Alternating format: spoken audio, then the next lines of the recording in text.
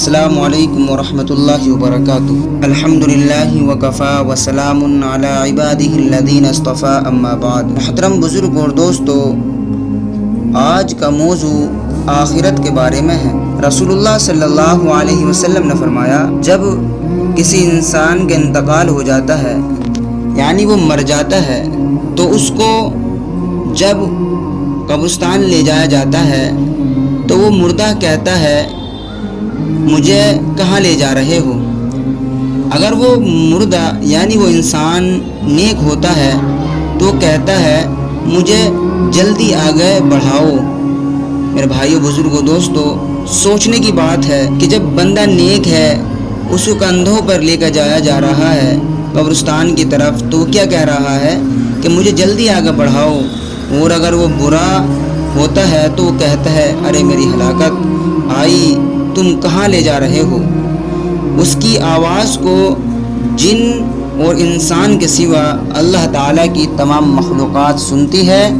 اگر اس کی آواز انسان سن لے تو بے ہوش ہو جائے۔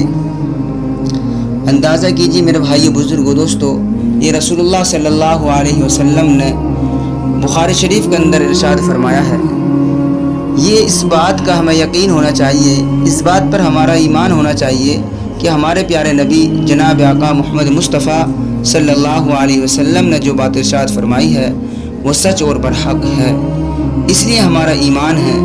میرے بھائیو، بزرگوں، دوستو، انسان کو نیک عمل کرنے کی کوشش کرنی چاہیے۔ جہاں تک ہو سکے اس بندے کو، ہر ایک بندے کو گناہوں سے بچنے کی کوشش کرنی چاہیے۔ ہر ایک نیک عمل کرنے کی کوشش کرنی چاہیے جس کو وہ کر سکے، کیونکہ یہ دنیا فانی ہے، اس دنیا کو سب کو چھوڑنا ہے۔ جب تک بندہ اس دنیا میں رہتا ہے اس کو دنیا کی فکر رہتی ہے، لیکن آخرت کی فکر نہیں کرتا۔ اگر بندہ دنیا میں رہ کر آخرت کی فکر کر لیتا ہے تو اس کی آخرت سکون کے ساتھ کٹ جاتی ہے۔ دنیا تو میرے بھائی بزرگوں، دوستو، اچھوں کی بھی کٹ رہی ہے، بروں کی بھی کٹ رہی ہے۔ کوئی بندہ دن میں اگر چٹنی سے کھانا کھا کر گزارے اس کا بھی دن کٹ جاتا ہے، اگر کوئی مرغ مسلم سے کھا کر گزارے اس کا بھی دن گزر جاتا ہے۔ دیکھنا یہ ہے کہ اس دنیا کے اندر نیک کون ہے اور برا کون ہے۔ نیک ہر وہ شخص ہے جو اللہ اور اللہ کے رسول کے حکم کی فرما برداری کرتا ہے، اور گناہگار وہ شخص ہے، ہر وہ شخص ہے جو اللہ اور اللہ کے رسول صلی اللہ علیہ وسلم کے حکم کی نافرمانی کرتا ہے۔ اب ہمیں دیکھنا ہے کہ ہم حکم کی فرما برداری کرنے والے ہیں یا حکم کی نافرمانی کرنے والے ہیں۔ اگر ہم حکم کی فرما برداری کرنے والے ہیں تو ہمیں چاہیے کہ ہم اور زیادہ حکم کی فرما برداری کریں، اور اگر ہم نافرمان ہیں تو ہمیں توبہ کر لینی چاہیے، اپنے آپ کو گناہوں سے پاک کر لینا چاہیے، اپنے رب کی بارگاہ میں ہاتھ اٹھا کر گڑ گڑا کر اپنے گناہوں کی مغفرت کروا لینی چاہیے۔ میرے بھائی بزرگوں، دوستو، یہ قبر کے اندر جب بندہ رکھا جاتا ہے تو قبر اس کے اندر سے، جو قبر کے اندر رکھا جاتا ہے بندہ، قبر اس سے کہتی ہے کہ تیرا آنا نامبارک ہو۔ میرے بھائی بزرگوں، دوستو، قبر اس سے کہتی ہے مردے سے کہ اس میری پشت پر یعنی زمین کے اوپر جتنے بھی انسان چلتے تھے، یعنی زمین کہہ رہی ہے کہ میری پشت پر جتنے انسان چلتے تھے ان سب میں تو مجھے سب سے زیادہ برا لگتا تھا۔ میرے بھائی بزرگوں، دوستو، اندازہ کیجئے کہ گناہ گار بندے سے کیا کہہ رہی ہے قبر کہ جتنے انسان میری پشت پر چلتے تھے ان سب میں تو مجھے سب سے زیادہ برا لگتا تھا۔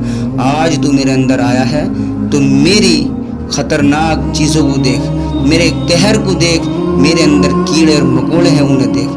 میرے بھائی بزرگوں، دوستو، رسول اللہ صلی اللہ علیہ وسلم نے ارشاد فرمایا کہ دونوں ہاتھوں کو ہاتھ میں ڈال کر فرمایا کہ اس طریقے سے قبر دائیں پسلیوں کو بائیں پسلیوں میں گھسا دیتی ہے، یعنی بھینچ دیتی ہے۔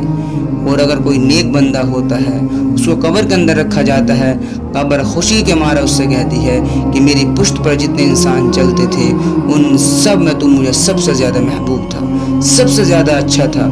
آج تو میرے اندر آیا ہے تو میرا حسن سلوک دیکھ۔ قبر جہاں تک اس بندے کی نگاہ جاتی ہے کشادہ ہو جاتی ہے اور اس کو راحت کا ذریعہ بن جاتی ہے۔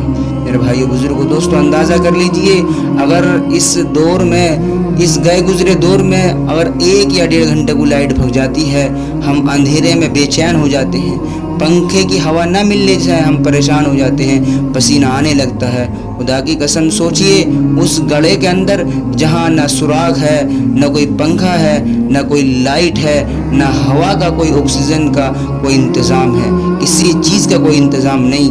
मेरे भाई बुजुर्गों दोस्तों, वो अंधेरी कोठरी जिसके अंदर हर एक इंसान को जाना है, हर एक मुसलमान को जाना है। जिस मुसलमान को उसके अंदर जाना है उसे उसके अंदर की फ़िक्र करनी है कि मुझे उसके अंदर डेकोरेशन कैसे करनी है, मुझे उसके अंदर बल्ब कैसे लगवाना है, मुझे उसके अंदर पंखा कैसे लगवाना है। मेरे भाइयों बुजुर्गों दोस्तों, कुरान मजीद में इसी के लिए अल्लाह रब्बुल आलमीन ने इरशाद फरमाया, कुल्लु नफ्सिन ज़ाइक़तुल मौत सुम्मा इलैना तुरजाऊन।